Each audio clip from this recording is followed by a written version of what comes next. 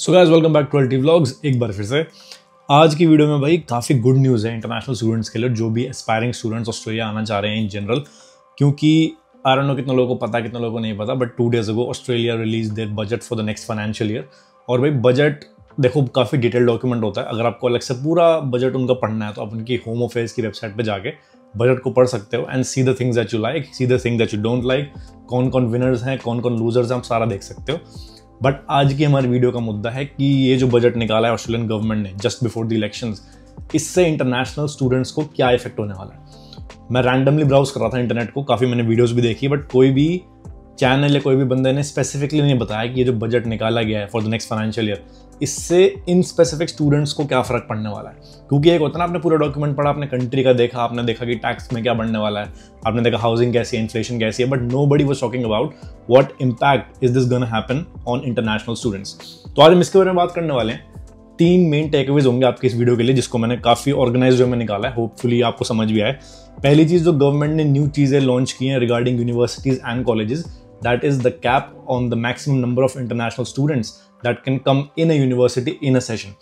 दूसरी चीज़ हम डिस्कस करने वाले हैं कि again non refundable student fees जो आप लोग भरते हो ऑस्ट्रेलिया आने से पहले, उसका प्राइस बढ़ा दिया जाएगा along with the financial requirements and the English requirements will also be increased. ये 2 मेन पॉइंट होंगे हमारे इसके। तीसरा एक बोनस पॉइंट जो वीडियो के हम एंड में डिस्कस करेंगे, वो ये है कि भाई काफ़ी लोग स्पेशली माइग्रेशन एजेंसीज ये प्रमोट कर रहे हैं कि भाई ऑस्ट्रेलिया में पीआर काफ़ी टफ हो गया, ऑस्ट्रेलिया में आगे जाके पीआर और टफ हो जाएगा। तो भाई इस बात की जीरो क्रेडिबिलिटी है। कोई भी अगर आपको बोल रहा हो किसी भी सोशल मीडिया प्लेटफॉर्म पे कि ऑस्ट्रेलिया में पीआर डिफिकल्ट हो रहा है या मुश्किल हो रहा है आगे आने वाले सालों में, तो भाई उस पर पहली बात तो ध्यान मत देना।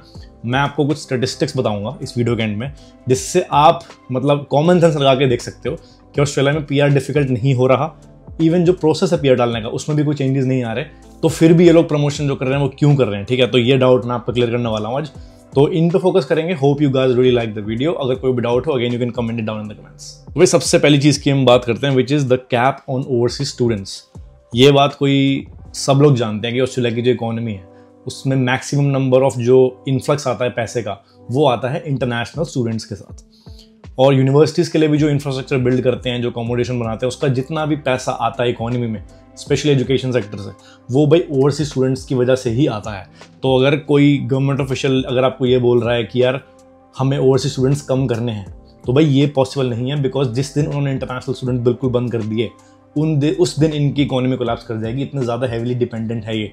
बट इसमें एक लूप होल है कैप लगाने का। इसमें एक लॉजिक है गवर्नमेंट का, वो ये है कि जो अभी जो करंटली प्रेशर चल रहा है हाउसिंग मार्केट पे और मॉनेटरी एस्पेक्ट पे, और जो इन्फ्लेशन बढ़ रही है, जो लोगों को जॉब्स नहीं मिल रही, उसका मेन कारण गवर्नमेंट को ये लगता है कि वो है इंटरनेशनल स्टूडेंट्स, जो कि मेरी नज़र में बिल्कुल नहीं है। बिकॉज अगर आप पूरे इमिग्रेंट्स कैलकुलेट करो जो कंट्री में आते हैं, उसमें सिर्फ 6% होते हैं इंटरनेशनल स्टूडेंट्स, और बाकी लोग कोई जॉब के पर्पज से आए वो, और इमिग्रेंट्स इन जनरल। तो सिर्फ एजुकेशन सेक्टर पे ब्लेम करना which is not really necessary, वो गवर्नमेंट ने ब्लेम किया है। और इसके चक्कर में जो भी मैक्सिमम नंबर ऑफ स्टूडेंट्स हैं जो एक साल में एक यूनिवर्सिटीज़ के अंदर आ सकते हैं, उस पर एक मैक्सिमम लिमिट लगा दी जाएगी कि इससे ज़्यादा स्टूडेंट्स नहीं आ पाएंगे। और वो भी तब होगा if university can provide them with the proper documentation कि अगर हम लोग 20,000 स्टूडेंट्स ले रहे हैं तो उनके लिए हमारे पास अकोमोडेशन रेडी है। अगर उनके पास अकोमोडेशन नहीं है तो वो लोग अपनी मैक्सिमम कैपेसिटी नहीं बढ़ा पाएंगे एंड उनको अपने ओवरसीज स्टूडेंट्स कट डाउन करने पड़ेंगे। इसका ये गुड न्यूज़ है एक्चुअली गवर्नमेंट के लिए, ऑफकोर्स, क्योंकि इलेक्शन आने वाले हैं और इनको कोई ना कोई एजेंडा चाहिए होता है इलेक्शन में वोट्स लेने का। बट यूनिवर्सिटीज़ ने काउंटर बैक किया इस चीज़ पर। उन्होंने बोला है कि अगर हम इंटरनेशनल स्टूडेंट्स अपने कम कर देंगे या हाफ कर देंगे, उससे भी कम कर देंगे, तो हमारे लिए लॉस होगा, इकोनॉमी के लिए लॉस होगा। जो यूनिवर्सिटी को पैसे मिलते हैं, जो कि फुल टाइम स्टूडेंट्स मतलब लाखों करोड़ों रुपए दे के एजुकेशन लेते हैं, वही पैसा इंफ्रास्ट्रक्चर में लगता है और वही पैसा इकोनॉमी इन्फ्लक्स में भी जाता है। तो यूनिवर्सिटीज आर सेइंग कि ये जो आपने प्लान निकाला, this is going to backfire on you. तो भाई just to give you a statistic example, 2019 में अराउंड 5 लाख स्टूडेंट्स आए थे ऑस्ट्रेलिया में। अगर आप उस नंबर को कंपेयर करो 2024 से, जो भी फाइनेंशियल ईयर चल रहा है, उसमें 7.5 लाख से भी ज़्यादा स्टूडेंट्स आए हैं।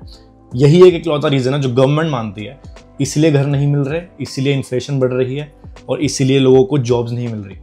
और इसका एक प्रूफ यही है कि जो अनएम्प्लॉयमेंट रेट है ऑस्ट्रेलिया का, वो पहले अराउंड 2% होवर करता था। इस साल I think just 2 days ago it has gone over 4.1%, तो मतलब डबल की जंप है। Again government thinks that this is only because of international students, but भाई ऐसा कुछ नहीं है। 6% अगर आपकी पूरी इकोनॉमी में अगर इंटरनेशनल स्टूडेंट्स है, तो I don't think that's a valid point.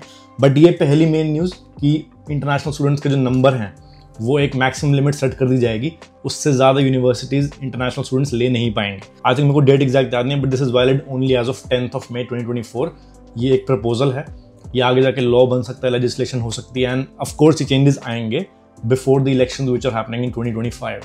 तो गवर्नमेंट का ये मूव इसलिए भी है क्योंकि उनको इलेक्शन में वोट लेने हैं, एंड जब तक वो यहाँ की local public which is the local Australians, white people, उनको अपनी ग्रास्प में नहीं लेंगे, उनको वोट्स नहीं मिलेंगे, और वोट नहीं मिलेंगे तो उनकी जो भी मेहनत है पिछले 1-2 साल की वो सारी पानी में जाने वाली है। सेकंड जो क्राइसिस तो नहीं कह सकते, उसको एक्चुअली गुड चीज़ बोल सकते हैं कि ऑस्ट्रेलिया में जो मैक्सिमम नंबर ऑफ स्टूडेंट्स आते हैं वो सिर्फ 3 यूनिवर्सिटीज़ में आते हैं।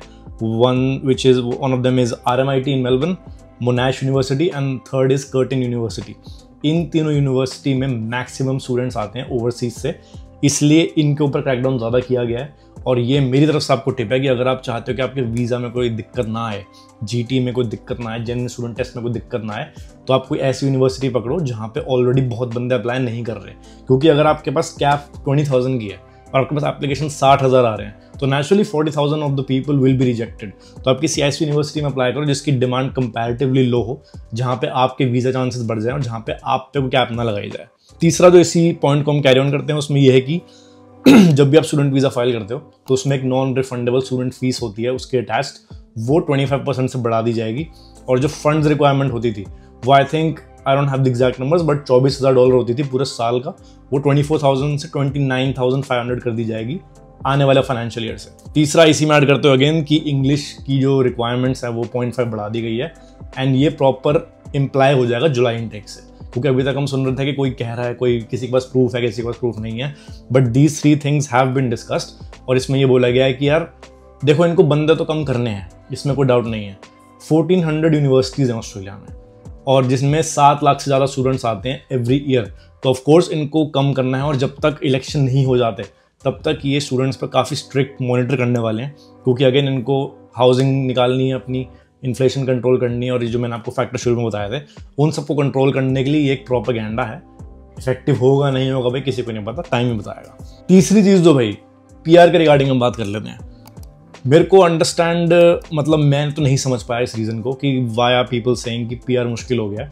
Of course getting a student visa has increased it's difficulties, ज़्यादा चेकिंग होने लगी है, ज़्यादा फाइनेंशियल रिक्वायरमेंट्स होने लगी है, बट इसका एक ही लॉजिक है, बिकॉज उनको बंदे कम करने हैं। बट जो लोग यहाँ पे हैं, जो अपने TR पे हैं, जो अपने PR का प्रोसेस स्टार्ट कर रहे हैं, आई डोंट थिंक किसी भी सेंस में उनको ये फील होना चाहिए कि भाई PR का प्रोसेस मुश्किल हो रहा है। ऑस्ट्रेलिया एक भाई ऐसी कंट्री है जहाँ वर्ल्ड ओवर से बंदे आते हैं because of their quality of education, because of quality of their lifestyle. तो एजुकेशन मैप पे ना ऑस्ट्रेलिया का एक बहुत ही स्ट्रॉन्ग होल्ड है कि भाई ऑस्ट्रेलिया जा रहे हैं पढ़ने, तो कोई बात होगी उसमें। वो जो रेपुटेशन है वो इनको ख़राब नहीं करनी, एंड दैट्स वाई किसी को बोलना नहीं चाहिए कि यहाँ PR मुश्किल हो रहा है। बिकॉज स्टैटिस्टिक्स की बात करते हैं, पिछले फाइनेंशियल ईयर में दे गेव 1,90,000 PRs एक कंट्री के अंदर। इस साल दोबारा से जो फाइनेंशियल ईयर जस्ट खत्म हुआ है उसमें दोबारा इन्होंने 1,90,000 PR दिए हैं, और अगले साल भी 99% 1,90,000 PR ये लोग देंगे। तो एक सिचुएशन है जहाँ पे आपका स्टूडेंट वीज़ा मुश्किल हो रहा है, बट एक सिचुएशन वो है जहाँ पे आपका PR में कोई चेंजेस नहीं आ रहे हैं। तो कोई भी अगर आपको बोल रहा है कि PR डिफिकल्ट है, दैट इज़ भाई उस पर कोई यकीन करने की जरूरत नहीं है।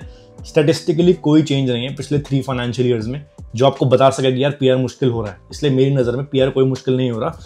आपका टारगेट ये होना चाहिए कि वो जो 1,90,000 PR वो ग्रांट कर रहे हैं एक साल में, आपको कैसे उन 1,90,000 में आना है, वो एक चैलेंज होता है। अब ऑब्वियसली यहाँ पे पॉइंट का सिस्टम होता है, काफ़ी सारे आप हमारी पुरानी वीडियोस चेक भी कर सकते हो जिसमें मैंने बताया हुआ है कि PR के पॉइंट्स इकट्ठा करने होते हैं और उसके बेसिस पे ही आपको PR मिलता है। तो ऑब्वियसली कि अगर आपके पास पॉइंट्स ही नहीं होंगे और आप उम्मीद कर रहे हो कि यार मेरा PR हो जाए, फिर तो भाई आप ड्रीम लैंड में हो, उसका कोई फ़ायदा नहीं है। But if you are working hard towards of PR step by step, अगर 5 स्टेप है तो 5 स्टेप लो, 5 को एक साथ इकट्ठा करने की कोशिश मत करो, just go step by step. और आपका टारगेट यही है कि मेरे को उन 1,90,000 बंदों में आना है जिनको PR ग्रांट हो रहा है। कोई भी रिपोर्ट ऐसी नहीं है जिसमें गवर्नमेंट ने बोला हो कि हम PR कम कर रहे हैं, कोई भी रिपोर्ट ऐसी नहीं जिसमें उन्होंने बोला हो कि हम नेक्स्ट फाइनेंशियल ईयर में PR कट डाउन कर देंगे। जो बंदे अंदर आ रहे हैं कंट्री में उन पे ही बस रिस्ट्रिक्शंस हैं। जो लोग यहाँ पे हैं which are applying for the PR, ठीक है, कोई भी सब क्लास हो सकती है, 18919 491 कोई भी हो, उसमें कोई चेंजेस नहीं है। The numbers have remained exactly the same. The only question is कि क्या आप उतने स्किल्ड हो, क्या आपके पास उतने पॉइंट्स हैं कि आप उन 1,90,000 लोगों में आ सको PR अप्लाई करने के लिए। तो भाई यही थी आज की video, very short and crisp, which was regarding the changes for the international students because of the recent budget that came out. I think budget exactly आया था ट्यूसडे को, आज थर्सडे होने वाला है, हो चुका है इनफैक्ट। तो लिंक होगा डिस्क्रिप्शन में, you can check out each and every detail of the budget. Question हो तो भाई कमेंट डाउन कर देना। एंड ये वीडियो आई होप थोड़ी कंफ्यूजिंग लगेगी आपको शुरू में, बट जस्ट मेक श्योर कि आप एक डॉक्यूमेंट रीड करो एंड यू विल अंडरस्टैंड कि इंटरनेशनल स्टूडेंट्स के लिए स्पेसिफिकली क्या क्या चेंजेस हैं एंड इज दिस गुड और bad for the students. Thank you very much and I will see you in the next one.